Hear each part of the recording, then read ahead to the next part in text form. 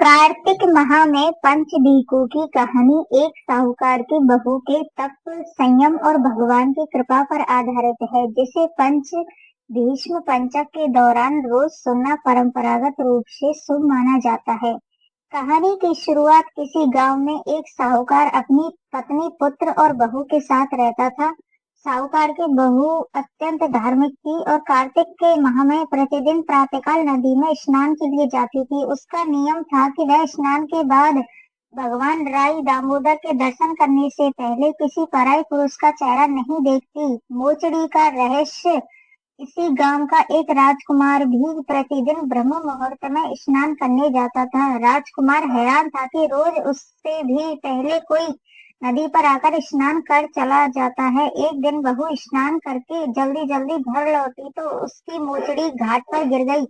राजकुमार ने उसे उठा लिया और सोचने लगा कि जिसकी पायल इतनी सुंदर है वह स्त्री कितनी सुंदर होगी। 5 रातों की शर्त राजकुमार ने पूरे गांव में घोषणा करवा दी कि जिसकी यह मोचड़ी है वह 5 रात मेरे पास नदी के किनारे आकर मिले।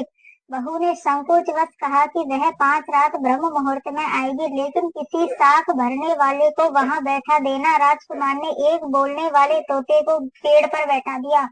भगवान की कृपा का चमत्कार। पहली रात बहू आई थी, पहली सीढ़ी पर पैर रखा, भगवान से प्रार्थना की, हे कार्तिक के ठाकुर राय दामोदर जी, पांचों पांडव, छठे नारायण भीकम राजा, उस पापी को नींद आ जाए। राजकुमार को गहरी नींद आ गई। सुबह राजकुमार ने तोते से पूछा क्या वह आई कि तोते ने सब कुछ बता दिया। दूसरी, तीसरी, चौथी रात भी यही हुआ। राजकुमार जागता रहा, लेकिन तेज ठंडे अंगुली जलाना सब प्रयास विफल रहे। भगवान की कृपा से हर रात नींद लग जाती। पांचवी भीकम पंचवी अंतिम रात को बहू आई। भगवान से फिर अरदास की, हे ठाकुर राय दामोदर जी, भगवान आपने मेरी इतनी ही दिन लाज रखी, आज भी रखना। उस रात भी राजकुमार जागता रहा, नींद न आए इसके लिए कई उपाय किए, लेकिन अंततः भगवान की कृपा से उसको सुबह नींद लग गई। बहू ने 5 रातें विधि पूर्वक पूरी की और अपनी मर्यादा, सतीत्व और धर्म की रक्षा के उपसंहार और संदेश। अंत में गांव वालों ने बहू के संयम, तप और भगवान की कृपा को सराहा।